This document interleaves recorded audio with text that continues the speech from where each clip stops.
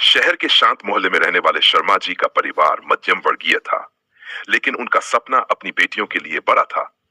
शर्मा जी सरकारी नौकरी में थे, ईमानदार और सादगी पसंद। उनकी पत्नी सुशीला जी गृहिणी थी और दोनों बेटियों आरती और पूजा की परवरिश में कोई कमी नहीं छोड़ती थी।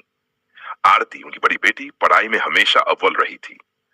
बचपन से ही वह बेहद समझदार और आत्मनिर्भर थी। उसका सपना था कि वह एक सफल वकील बने और अपने परिवार का नाम रोशन करे। छोटी बेटी अपनी बहन को देखकर प्रेरित होती थी। दोनों बहनों में गहरा प्रेम था। कॉलेज के दिनों में आरती की मुलाकात अजय से हुई। अजय एक साधारण लेकिन मेहनती लड़का, अपनी ईमानदारी और व्यवहार से आरती का दिल जीत चुका था। दोनों में पहले दोस्ती हुई जो धीरे धीरे प्यार में बदल गई। अजय का परिवार आर्थिक रूप से बहुत मजबूत नहीं था, लेकिन वह अपने पैरों पर खड़ा था और अपने छोटे भाई बहनों की पढ़ाई में मदद कर रहा था। आरती को उसका संघर्ष और अपने परिवार के प्रति उसकी जिम्मेदारी का भाव बहुत भाता था। एक दिन अजय ने आरती से कहा, आरती, मैं जानता हूं कि हम अलग अलग दुनिया के लोग हैं, लेकिन मैं तुम्हें वादा करता हूं कि मैं तुम्हारी हर खुशी का ख्याल रखूंगा। आरती ने जवाब दिया, मुझे तुम्हारी दौलत से कोई मतलब नहीं, मुझे तुम्हारी सच्चाई और मेहनत पसंद है। जब आरती ने अपने माता पिता को अजय के बारे में बताया तो शर्मा जी बहुत नाराज हुए। आरती, तुमने कभी सोचा भी कैसे कि हम तुम्हारी शादी एक ऐसे लड़के से कर देंगे जिसके पास खुद का घर तक नहीं है? शर्मा जी ने गुस्से में कहा। आरती ने बहुत समझाने की कोशिश की, लेकिन उनकी एक न सुनी गई। शर्मा जी को समाज की परवाह थी, अपनी बेटी के लिए बड़े घराने के लड़के का सपना था। जल्द ही शर्मा जी ने आरती की शादी एक बड़े व्यापारी परिवार के लड़के रोहन से तय कर दी। रोहन का परिवार बहुत अमीर था, उनका खुद का व्यापार था और शहर में उनका रुतबा था। सुशीला जी ने आरती को समझाया, बेटा, हम तुम्हारे भले के लिए ही ये सब कर रहे हैं। जो तुम्हारे पापा ने तय किया है वही सही है। आरती ने खामोशी से अपने पापा का फैसला मान लिया, लेकिन भीतर ही भीतर वह टूट चुकी थी। उसने अपने प्यार को भुलाने की कोशिश की, लेकिन अजय की ईमानदारी और उनका प्यार उसके दिल से मिट नहीं पाया। शादी का दिन आखिरकार आ गया। घर में हर तरफ शहनाई की गूंज थी। रिश्तेदारों का आना जाना लगा हुआ था। शर्मा जी ने अपनी बेटी की शादी में कोई कमी नहीं छोड़ी थी। हर कोने को खूबसूरती से सजाया गया था। सुशीला जी और पूजा रिश्तेदारों का स्वागत कर रही थी, लेकिन आरती का चेहरा बुझा हुआ था।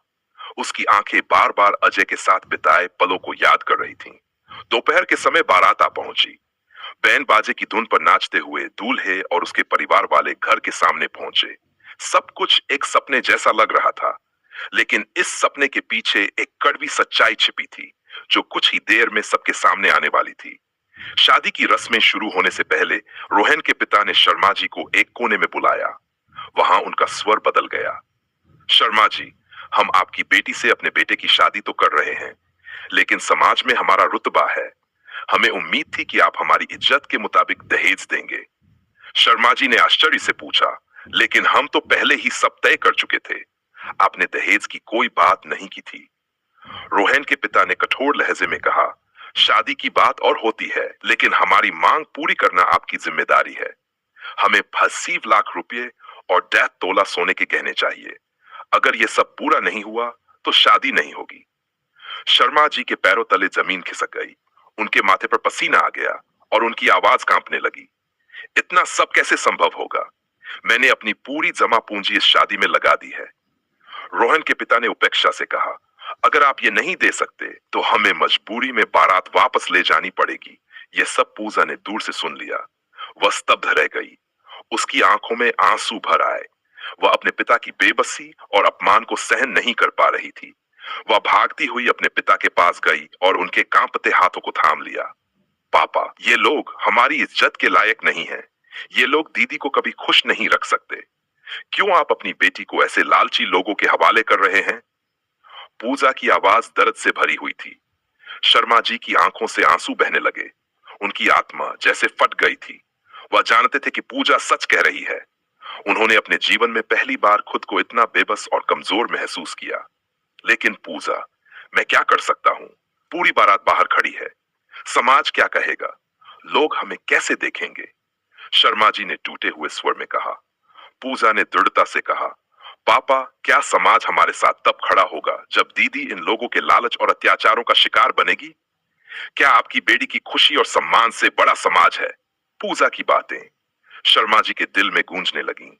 उनकी आंखों के सामने आरती का उदास चेहरा और बीते दिनों की वो यादें तैरने लगीं जब आरती ने अजय का नाम लिया था। उन्हें एहसास हुआ कि उन्होंने अपनी बेटी की खुशी के बारे में कभी नहीं सोचा। वह अचानक खड़े हुए। उनके भीतर एक अजीब सी शक्ति जाग उठी। उन्होंने पूजा की ओर देखा और कहा, तुम सही कह रही हो बेटा। मैं अपनी बेटी को इन लालचियों के हवाले नहीं कर सकता। अब मैं वही करूंगा जो आरती की खुशी के लिए सही है। शर्मा जी ने तुरंत अपने करीबी रिश्तेदारों को बुलाया और रोहन के परिवार को सबके सामने बुलाया। उन्होंने कहा, आपने मेरी बेटी के सम्मान को ठेस पहुंचाई है। मैंने सोचा था कि यह रिश्ता मेरी बेटी की खुशियों का कारण बनेगा, लेकिन आप लोग तो उसकी खुशी को जहर बना देंगे। ये शादी अब नहीं होगी। रोहन के पिता और अन्य बाराती गुस्से में थे। उन्होंने ताने मारे, आप जैसे लोग हमारी बराबरी नहीं कर सकते। हम आपकी बेटी को वैसे भी स्वीकार नहीं करते। लेकिन इस बार शर्मा जी डरे नहीं। उन्होंने दृढ़ता से कहा, अगर मेरी बेटी आपके जैसे लोगों के साथ खुश नहीं रह सकती, तो मुझे इस शादी की जरूरत नहीं। मेरी बेटी का सम्मान मेरे लिए सबसे बड़ा है। शर्मा जी ने आरती के कमरे में जाकर उसे यह सब बताया। उन्होंने कहा, बेटा, मैं गलत था। मैं तुम्हारी खुशी को समझ नहीं पाया। अब मैं चाहता हूं कि तुम वही करो जो तुम्हारे दिल में सही है। अजय को बुलाओ, मैं खुद उससे बात करूंगा। आरती की आंखों से आंसू बहने लगे। उसने अपने पिता को गले लगा लिया। उसी वक्त अजय को बुलाया गया। अजय और उसके परिवार ने जब यह सुना तो वे चौंक गए। अजय ने शर्मा जी से कहा, मैं आपकी बेटी से प्यार करता हूं, लेकिन मैं चाहता था कि आप खुद इस रिश्ते को स्वीकार करें। शर्मा जी ने अजय से हाथ जोड़ते हुए कहा, तुमने मेरी बेटी को खुशी दी है, क्या तुम इसे जिंदगी भर निभाने का वादा करोगे? अजय ने सिर झुकाकर कहा, यह मेरा वादा है। मैं हमेशा आरती का सम्मान करूंगा और उसे खुश रखूंगा। उसी दिन सादगी से अजय और आरती की शादी हुई। इस शादी में न तो दहेज था, न ही शान शौकत, लेकिन हर चेहरा खुशी से दमक रहा था। शर्मा जी को पहली बार महसूस हुआ कि उन्होंने सही फैसला लिया है। शादी के बाद जब आरती विदा हो रही थी, उसने अपने पिता के पैर छूकर कहा, पापा, आपने जो किया वह मेरी जिंदगी का सबसे बड़ा तोहफा है। शर्मा जी की आंखों से आंसू बह निकले। यह घटना न केवल एक परिवार के लिए, बल्कि समाज के लिए भी एक सीख बन गई कि बेटी की खुशी और सम्मान से बड़ा कुछ नहीं। अजय और आरती की शादी के बाद जिंदगी ने एक नई दिशा पकड़ी। दोनों ने साथ मिलकर हर मुश्किल का सामना किया। अजय ने अपना एक छोटा व्यवसाय शुरू किया और आरती ने अपनी वकालत की पढ़ाई पूरी कर ली। अपनी मेहनत और लगन से आरती ने जज बनने का सपना पूरा किया। अब वह एक काबिल और न्यायप्रिय जज के रूप में प्रसिद्ध थी। उसकी अदालत हर मामले में वह निष्पक्षता और संवेदनशीलता के साथ फैसला करती। उसकी खासियत यह थी कि वह हर मामले में सिर्फ कानून ही नहीं, इंसानियत को भी प्राथमिकता देती। एक दिन आरती की अदालत में एक मामला आया जिसने उसे अंदर तक हिलाकर रख दिया। एक महिला ने अपने ससुराल वालों के खिलाफ शिकायत दर्ज करवाई थी। उस महिला के शरीर पर जले के गहरे निशान थे और उसकी आंखों में खौफ और दर्द साफ झलक रहा था। महिला ने रोते हुए कहा, मेरे पति और उनके परिवार ने मुझसे दहेज के लिए बार बार मारपीट की। जब मेरे माता पिता ने उनकी मांगे पूरी कर दी, तब भी उनकी लालच खत्म नहीं हुई। आखिर में उन्होंने मुझे जलाने की कोशिश की। मैं जैसे तैसे अपनी जान बचाकर यहां तक पहुंची हूं। आरती के दिल में दर्द का सैलाब उमड़ पड़ा। वह चुपचाप उस महिला की बातें सुन रही थी, लेकिन जैसे ही उसने महिला के पति और ससुराल वालों को अदालत में प्रवेश करते देखा, उसका चेहरा एक पल के लिए सख्त हो गया। अपराधी और कोई नहीं, बल्कि रोहन था, वही दहेज लोभी लड़का जिससे कभी आरती की शादी तय की गई थी। रोहन को देखते ही आरती के मन में अतीत की सारी बातें ताजा हो गईं। उसने याद किया कि कैसे उस दिन रुएता ने दहेज की मांग करके उनके परिवार का अपमान किया था और कैसे शर्मा जी ने साहस दिखाकर आरती की शादी रोहन से तोड़ दी थी। आज वही रोहन, जिसने कभी खुद को बड़े घर का सभ्य और संस्कारी लड़का बताया था, अपनी पत्नी को जलाने के अपराध में उसकी अदालत में खड़ा था। अदालत की कार्यवाही। आरती ने अपनी भावनाओं को काबू में रखा और कठोर स्वर में कहा, अदालत ये जानना चाहती है कि दहेज के लिए अपनी पत्नी पर इस तरह के अमानवीय अत्याचार करने का आपको किसने अधिकार दिया? रोहन ने घबराते हुए जवाब दिया, ये सब झूठ है। मेरी पत्नी झूठ बोल रही है। मैंने ऐसा कुछ नहीं किया। लेकिन पीड़ित महिला ने सारे सबूत अदालत के सामने रख दिए। जले हुए कपड़े, डॉक्टर की रिपोर्ट और पड़ोसियों की गवाही ने रोहन की सारी सच्चाई उजागर कर दी। आरती ने कहा, यह अदालत आपको और आपके परिवार को चेतावनी दे रही है कि कानून का अपमान करने और निर्दोष जीवन के साथ खिलवाड़ करने का नतीजा आपको भुगतना पड़ेगा। आपने जिस तरह से अपनी पत्नी का सम्मान नहीं किया, उसी तरह समाज अब आपको इज्जत नहीं। आरती ने रोहन से कहा, क्या तुम्हें याद है जब तुमने मेरी शादी के समय मेरे पिता से दहेज की मांग की थी? उस दिन मेरे पिता ने अपनी बेटी का सम्मान बचाने के लिए वह रिश्ता तोड़ दिया। आज मैं तुम्हें बताना चाहती हूँ कि वही निर्णय मेरे जीवन का सबसे बड़ा आशीर्वाद था। रोहन सिर झुकाए खड़ा था। उसे अपने कर्मों का पछतावा नहीं था, बल्कि अपनी स्थिति का डर सता रहा था। आरती ने आगे कहा, तुम्हारे जैसे लोग समाज में हर लड़की के जीवन के लिए एक खतरा है। ये अदालत ये सुनिश्चित करेगी कि तुम्हारे अपराध की सजा ऐसी हो जिससे कोई और इस तरह की हरकत करने से पहले 100 बार सोचे। अदालत ने रोहन और उसके परिवार को दोषी ठहराया। उन्हें कठोर सजा सुनाई गई। रोहन को 10 साल की सश्रम कारावास और उसके परिवार को आर्थिक जुर्माने के साथ 3 साल की सजा।